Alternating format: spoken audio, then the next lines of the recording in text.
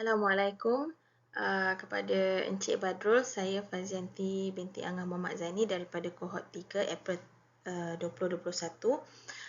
Ingin membentangkan topik bagi MPU subjek iaitu analisa kesan-kesan negatif yang timbul di sebalik kewujudan parti-parti politik perkauman di Malaysia dan cadangan bagi mengurangkan kesan tersebut.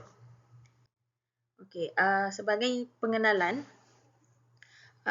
negara Malaysia adalah negara yang berbilang budaya dan Malaysia sentiasa menghadapi dan sentiasa menguruskan salah satu cabaran. Cabaran yang paling utama ialah perpaduan kaum. So, kumpulan kaum tidak lagi membentuk majoriti di banyak kawasan bandar dan pinggir bandar.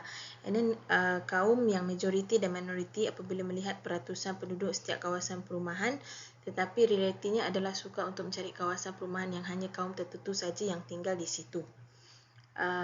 Usaha untuk mencapai perpaduan ini mengalami kebuntuan apabila parti politik yang berasaskan kaum berusaha untuk menangani kerusi di setiap pilihan raya dengan menggunakan propaganda yang bersifat perkauman sehingga melaga-lagakan sesuatu kaum. So, perbuatan ini dengan menggunakan sentimen perkauman ini bagi kepentingan parti politik atau individu dinamakan politik perkauman, dan ini adalah tidak baik sama sekali untuk sesebuah negara yang berbilang kaum seperti Malaysia. So, metodologi kajian yang digunakan ialah ataupun literature review yang melibatkan pengumpulan data dan kajian yang sudah diterbitkan sekian lama, dan dia melibatkan lebih pada satu terbitan. So, dalam kajian ini ia adalah berkaitan dengan topik yang dibincangkan dan telah dipilih dan menjadikan sumber rujukan bagi isi untuk mendapat keputusan yang lebih tepat. So, ia bukanlah hanya satu kajian saja yang dirujuk. Kesan daripada perpecahan kaum dan kejatuhan demokrasi yang terjadi di Malaysia ini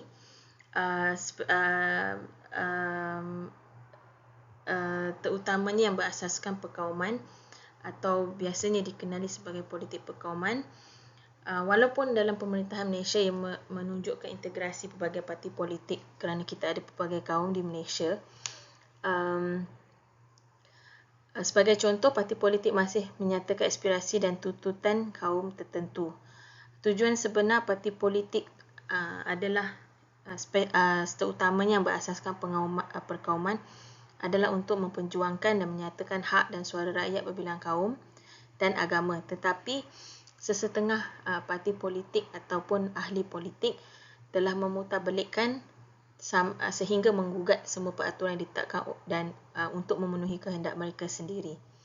Tindakan demokratik seperti pilihan raya dan perhimpunan aman yang biasa di seluruh dunia untuk menyatakan suara dan keadilan rakyat selalunya disalahgunakan secara perkauman oleh mereka untuk mengeksploitasi sentimen perkauman untuk menghacurkan kebebasan bersuara. Nilai integriti dan kebolehan pemimpin dan parti yang berkaliber disekat menggunakan sentimen kaum yang menilai dari latar belakang dan bukan kebolehan dan potensi. Okay. Kesan jika parti politik Malaysia yang menggunakan sentimen perkauman ini juga akan menggugatkan keamanan dan ekonomi. Kerana sikap perkauman ini bukan sahaja memecah belahkan kaum dari segi ekonomi untuk jangka pendek dan jangka masa panjang, ia juga akan mengakibatkan ekonomi tidak berjalan lancar, mungkin berhenti, menyebabkan negara mengalami kerugian atau defisit apabila pembelanjaan melebihi hasil. Kerajaan terpaksa membelanjakan wang yang besar untuk menjamin keselamatan negara, dan pada masa yang sama pendapatan negara semakin berkurang akibat ekonomi yang terbantut. Pelaburan dari luar juga tidak akan lagi datang ke Malaysia untuk membuat pelaburan kerana dengan keadaan ekonomi Malaysia yang tidak menentu. Kerana kejatuhan ekonomi yang diakibatkan daripada perpecahan perpaduan ini sama sekali akan membatalkan usaha berdekat-dekat yang menyebabkan masalah lebih lanjut dan mengakibatkan juga pengangguran, jenayah, masyarakat hidup miskin dan jurang pendapatan di kalangan rakyat. Contohnya pada tahun yang dahulu Malaysia mempunyai sejarah dengan rusuhan ataupun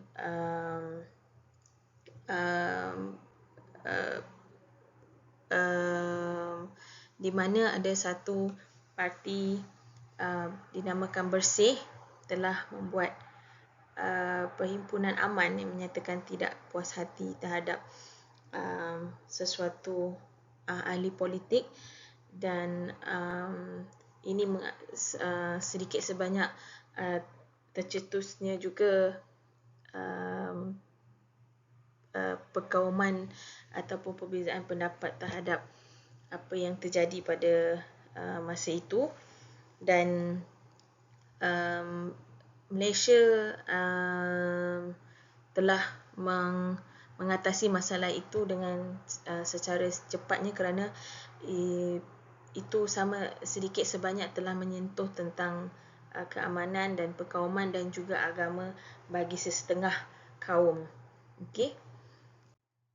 Dan cadangan untuk mengatasi masalah ini ialah menyampaikan pendapat khusus kepada sesuatu kaum perlu disampaikan melalui medium yang sesuai bagi mengelakkan salah faham yang boleh menimbulkan sentimen dan mengancam keselamatan negara.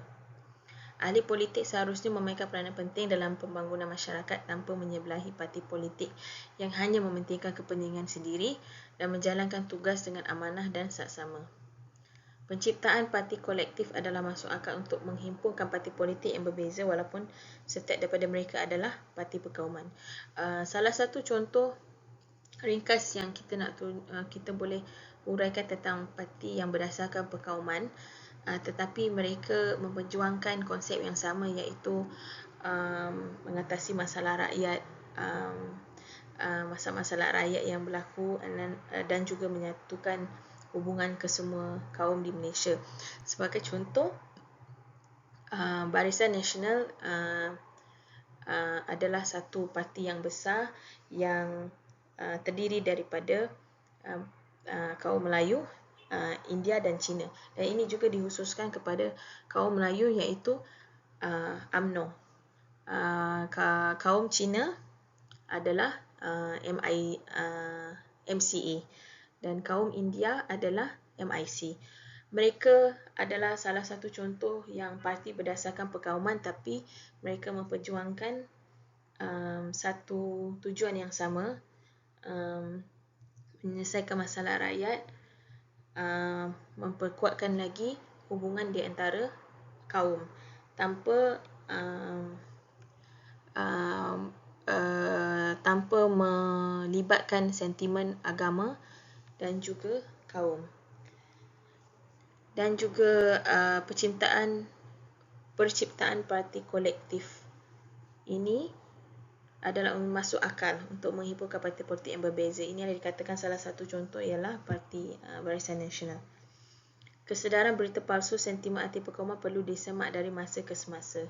Ada juga parti-parti lain yang memperjuangkan hak perkauman mereka tersendiri, mungkin agak keterlaluan sehingga menimbulkan kecelaruan di antara kaum dan kaum. Ini menyebabkan ini juga jika tidak ditangani boleh menimbulkan rusuhan di antara kaum, lebih-lebih lagi apabila sentimen agama digunakan. Contohnya penggunaan speaker di salah sebuah tempat beribadah, dan pengaduan yang dibuat oleh sesetengah rakyat yang mengakibatkan perkara ini sangat sensitif kepada sesetengah penganut agama yang merasakan mereka tidak memahami agama ini. So, benda-benda seperti ini perlulah ditangani oleh ahli-ahli politik dan juga Malaysia untuk mengelakkan lagi timbulnya masalah perkauman di mana pada masa dahulu tercetusnya masalah perkauman pada 13 Mei yang melibatkan rakyat Cina dan Melayu. So ini adalah salah satu sejarah yang sangat tragis dan tidak patut berulang pada era sekarang.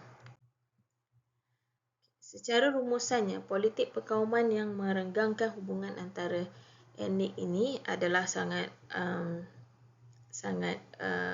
berbahaya. Untuk mengekalkan perpaduan dan mengelakkan perbincangan mengenai isu-isu yang boleh menyebabkan sensitif agama dan budaya di Malaysia, semua pihak tanpa mengira etnik mesti menjaga hubungan kaum dan mengambil serius. Sebagai contoh, negara Malaysia adalah negara yang majoritinya penganutnya adalah beragama Islam, dan agama Islam adalah agama rasmi Persekutuan Malaysia. Tetapi kerajaan Malaysia, kerajaan Persekutuan juga mengiktirafkan kaum-kaum lain untuk menganut agama mereka dengan bebas dan dengan aman. Dari situlah kita mengekalkan keamanan sebuah negara. Kita memperakui agama sesetengah kaum supaya mereka boleh hidup harmoni, mengamalkan cara budaya mereka, dan walaupun berbeza dari segi budaya, agama ataupun percakapan ataupun cara komunikasi, tetapi dalam masa yang sama kita dapat mengekalkan hubungan di antara kaum-kaum lain, iaitu dengan satu motif hidup secara harmoni, kenal mengenali sesama budaya sama sendiri dan juga agama, supaya kita boleh lagi hormat, dan dengan itu kita boleh mencapai keamanan di negara ini. Untuk mengekal keamanan dalam sesebuah negara, hubungan antara kumpulan etnik mesti dikekalkan. Ini salah satu contoh. Kita ada pelbagai etnik di Malaysia: Sabah, Sarawak, orang asli, Punjabi, Melayu, India, Cina. Mereka mengamalkan pelbagai kebudayaan yang berbeza dan agama yang berbeza, dan dalam interaksi dan tindakan kumpulan etnik lain. Persaingan politik yang sihat akan membolehkan setiap pemimpin mencapai potensi penuh dan seterusnya mengutamakan rakyat. Sebagai contoh, salah satu kaum yang memperjuangkan agama dan bangsanya adalah PAS, di mana kita melihat di negara Kelantan ia adalah salah satu parti rasmi pada negeri itu yang memperjuangkan hak Islam dan hak Melayu. Tapi dalam masa yang sama, walaupun mempunyai lain pandangan terhadap parti lain, contohnya parti Cina DAP, walaupun mereka memperjuangkan perbezaan pendapat mengenai perkauman dan agama, tapi mereka haruslah memberi kata sepakat pada satu motif, iaitu untuk mengeratkan hubungan dan mendengar masa-masa rakyat supaya mereka boleh hidup harmoni walaupun ada perbezaan pendapat di situ. Ini harus difahami oleh semua peringkat daripada rakyat sehinggalah pemimpin. Dengan itu, saya mengakhiri presentasi saya dengan terima kasih.